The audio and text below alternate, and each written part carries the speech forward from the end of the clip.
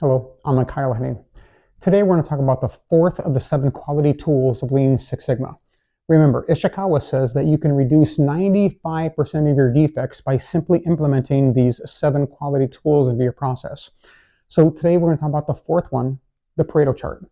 We started with number 1 being the process map, where we listened to the customer's voice and then we brought all the different departments together and we created that map of how to get that end product to meet what the customer is expecting. Then we went into number 2, which was the checklist.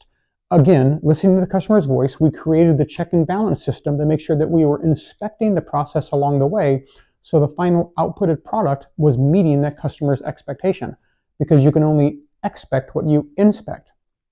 Third, we went into the cause and effect diagram. Now, the cause and effect diagram allowed us to put a problem statement on the right-hand side, followed by a spine, and then the 6 fish bones representing the 6 M's of the process. And then we went ahead and we put in what we think might be creating the problems, what might be feeding that problem statement into those proper categories so we could isolate them or work with them.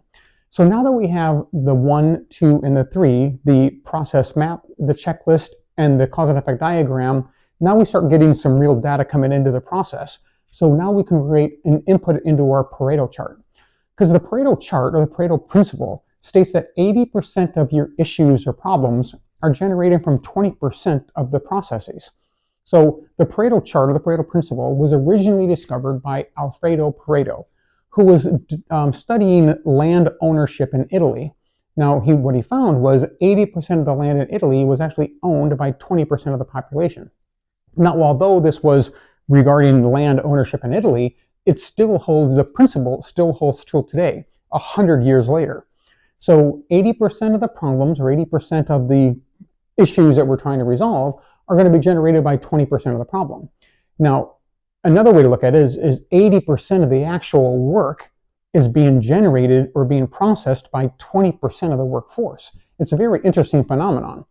Another thing to look at is we really don't teach a lot about numerical distribution when it comes to the Pareto theory, because as a company grows, again, let's stop a minute, because the only way to really grow a company is to grow its employees.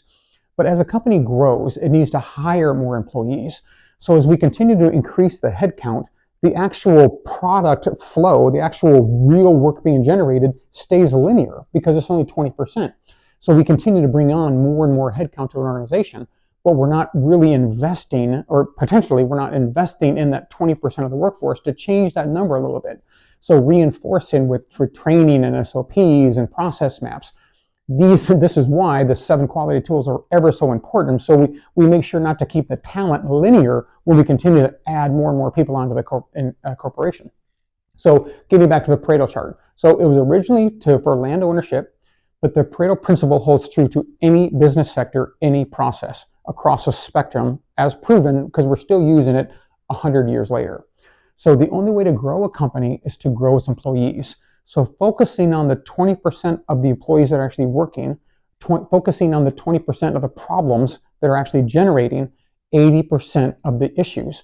20% of the people are generating 80% of the product output. So the 80-20 principle, for the Pareto principle. This is a very important lesson and is very important to isolate. So we're making sure that we're allocating our resources to resolve the proper items that we need to fix. So again, 80% of the problems that are being generated are from 20% of the processes.